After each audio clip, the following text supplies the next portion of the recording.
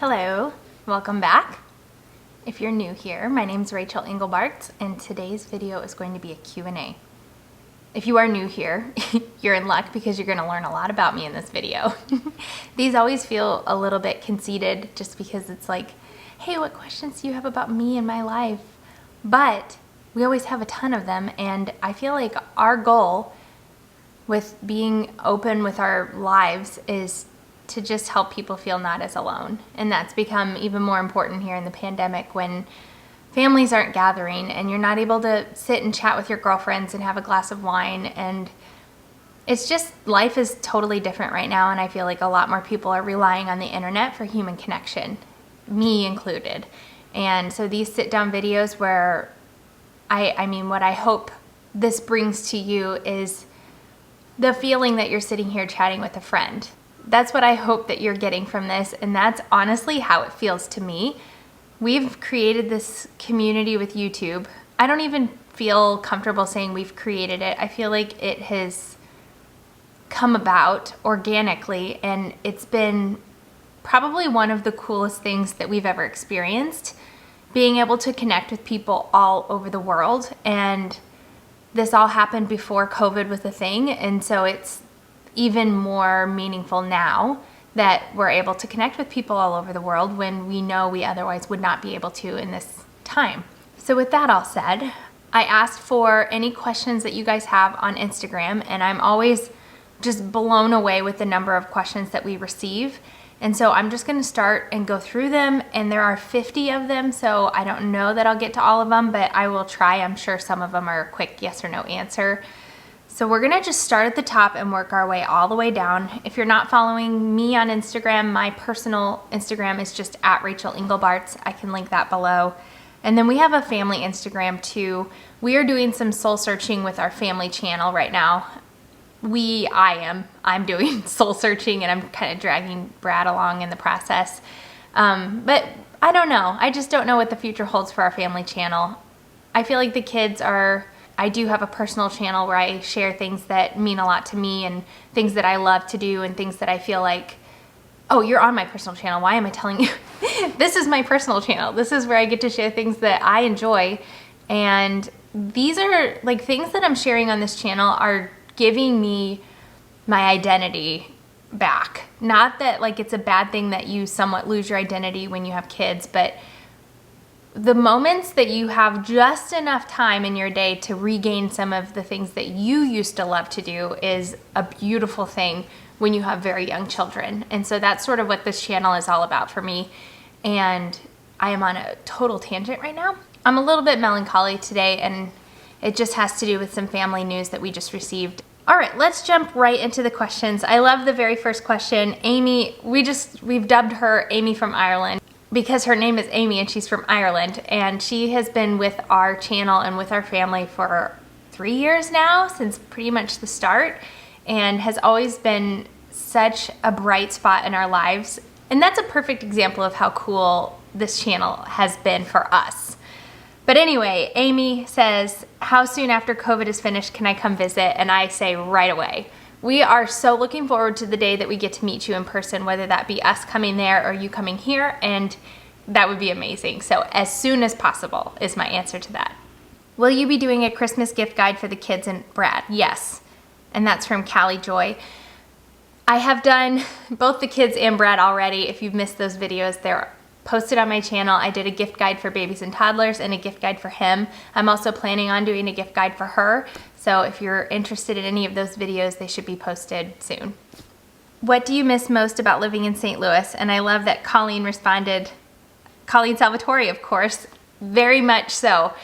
Being close to our really, really good friends, Chris and Colleen, is something that we miss dearly.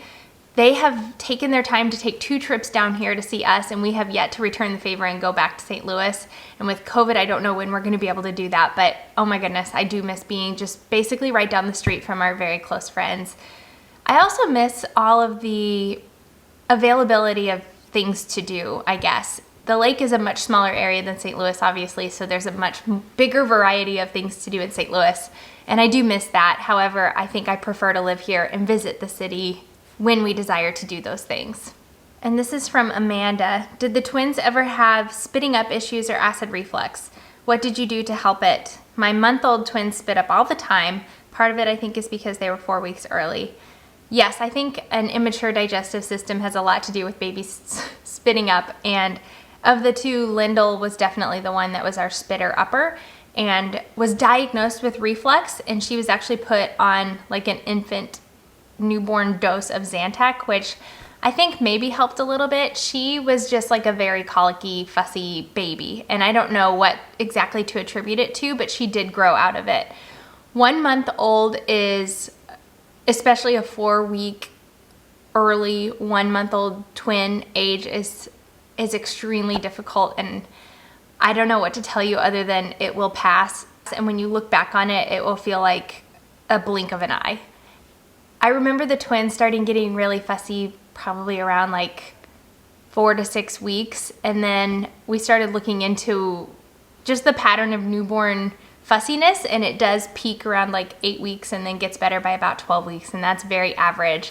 They call it the period of purple crying. You should Google that and just kind of get some comfort in the fact that sometimes babies just fuss and cry, and there's not necessarily something you're going to be able to do to prevent that from happening. Like Lyndall had a witching hour in the evenings that it didn't matter what we did, it was going to happen no matter what. And you just can't take it personally, I guess, when the newborn fussiness peaks and there's not really much you can do.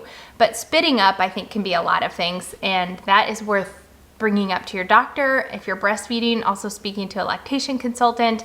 It could be so many things. It could be latch issues, tongue ties, lip ties, reflux, all kinds of things. So definitely look into getting help where you can, and lactation consultants are amazing combined with pediatricians.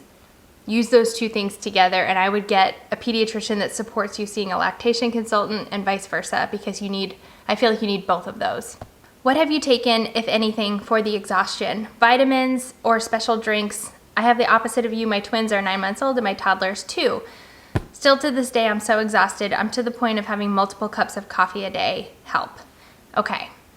Again, something to bring up with your doctor if you feel like you're abnormally exhausted for the amount of sleep you're getting. That could be some type of deficiency of, like Colleen pointed out on this post, iron is the one that comes to mind. If you're deficient in iron, you're going to be very exhausted. And I know that from being very anemic with the twins. Exhaustion when you have young kids is kind of a hard thing to solve, because I feel like for me, I'm finally to the point where I'm getting some chunks of uninterrupted sleep, and I'm still very prone to exhaustion. It's like one night of bad sleep will make me feel much more exhausted than if you've had a year of great sleep and you have one bad night of sleep. It's not going to affect you as much as if you've recently had interrupted newborn sleep and then have a bad night. It makes you just like even more exhausted. They've done studies, and I think it takes you a long time, like months or years, to recover from the sleep deprivation of having young kids. I wish I had like the actual study or numbers for you, but I do remember in my head it takes a long time to recover from that. So part of it is just giving yourself grace and knowing that you're just going to be tired. But if it feels abnormally tired, then yes, check your levels of iron. Another thing I was deficient in when I was breastfeeding the twins was vitamin D, and I think that can lead to exhaustion. Any little vitamin deficiency definitely can do that. Really honing in on your diet and making sure you're getting all of the micronutrients that you need. A good way to do that is add in like a greens powder to a smoothie. So I always talk about the Teamy greens. That's a very easy way to get a ton of micronutrients. There are many ways to do that. You can simply just eat a variety of very nutrient-rich vegetables, but like I feel like we're both at a point in our lives where that's definitely not feasible. So just looking into any kind of like dietary supplement, like a greens powder that actually has nutrient-dense ingredients in it, can really help. And then maybe getting some blood work and seeing if you're deficient in any particular vitamin might be a good idea as well. But I feel for you, and we are in this together, and if you ever need to talk, then I'm always here. Instagram in my direct messages is probably the best way to get to me. I always try to check those requests, but sometimes I get behind. Do you think if you would have had 3 singleton pregnancies and children at 3 different stages, you would be more content with your family size? Or do you think you would still desire more children? That is a great question. The twins do feel like, I guess because I had 1 pregnancy with, I don't know how to answer this question.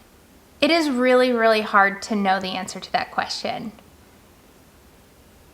I think a lot of it has to do with hormones and the age that I am and having a child that's weaning off of breastfeeding and just like that whole dynamic of my maybe last baby growing out of the baby stage and that like hurting my heart. And I think all of those things come into play.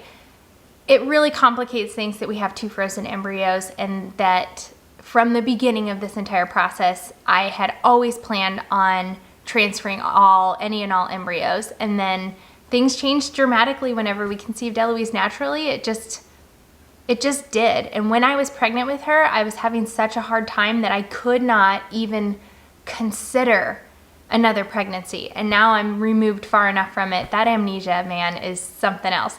But I'm removed far enough from it that I feel like I do fear being pregnant again, but I feel like I could do it again.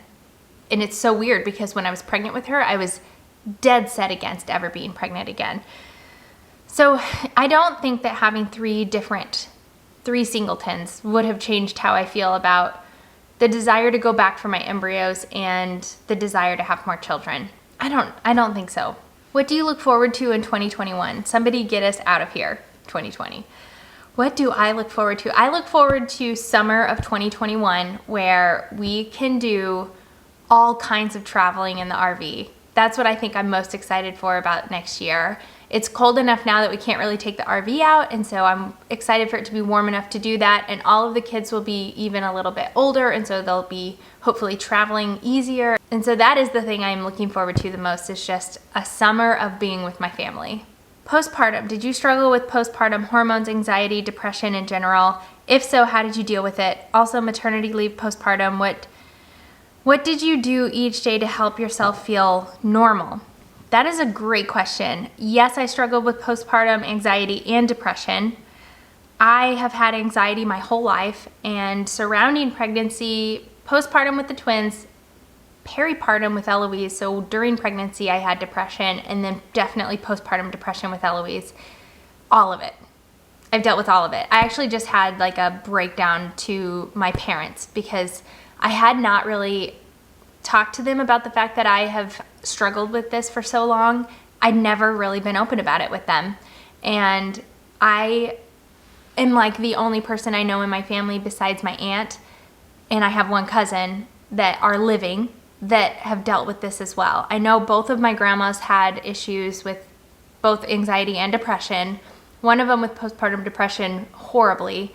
And so of my living relatives, I just don't have very many people to talk to. And so I just hit this point where I felt like I drew the short straw in our genetics. And it just feels so unfair that I am surrounded by people that don't have this beast and this issue, I guess. It is, I don't even know. It can be debilitating. And to be surrounded by people that just don't even know what that's like, I'm so glad for them, but it also makes you feel very alone. And so that is, again, another reason why we're so open, is because I have had countless people come to me and say, I'm going through this too. Thank you so much for speaking out about it, because I felt so alone. And I guess my message to you is you're not alone. There is always somebody that will be there to listen. I bet you'd be surprised if you reached out to some of your friends or close family that maybe don't know you're struggling and opened up to them. I bet you'd be surprised how supportive those people can be. And in addition to that, I have also sought help through counseling, and I use the platform BetterHelp because, for one, it's super convenient. I can just log on and schedule a virtual session with my therapist. But also you get a wider variety of therapists to choose from besides just the ones that are in proximity close to you in your area. So I manage it by those things. I try to talk to people I'm close with. I feel like I'm burning Brad out on it. I also take Zoloft, which is one of the only medications I think that's safe for breastfeeding. And once I'm finished breastfeeding, I'm going to be looking into changing my medications and also looking for a medication that like helps with acute anxiety. I think from what I understand, Zoloft kind of levels things out. And then if you have a moment where you feel like you're gonna have a panic attack, which I've had a handful of, then they have a separate type of medication that you can take in those times. And so I don't have one of those currently, but that is something that I will need to establish with a psychiatrist. And the BetterHelp thing is more of like somebody to talk to and message and communicate with that way. A psychiatrist is somebody that would manage your medications. So I'm looking into getting established there. Maternity leave / postpartum, what did you do each day to help yourself feel normal? I would try to take a few minutes to just kind of get ready. It would change out of the clothes that I was sleeping in because that was a big like transition from night to day was a change of clothes. And I did this with the twins as well. A quick shower can make a huge difference. I'm talking like a 2-minute shower makes you feel so much better. So if you have 2 minutes, take it and just rinse off. And then maybe just some like lip gloss. I don't know. That's sometimes all you have is like 2 minutes to shower and put on some lip gloss. And if you do, it's better than nothing. Okay, my SD card and my camera just ran out of memory, so I'm going to take that as a sign that I'm going to cut this video off here. I will continue answering the last couple of questions and post that video tomorrow. I hope you will join us. Subscribe if you haven't already. Hit the thumbs up button. It just really supports my channel. And if you have any other questions you can think of, you can leave them in the comments below and I will try to get to those at some point or just answer right on the comment. I hope you enjoyed this and I hope that it was maybe therapeutic for you or took your mind off of something that you needed to take your mind off of. It certainly did for me. I loved all of your guys' questions. We will see you in the next video.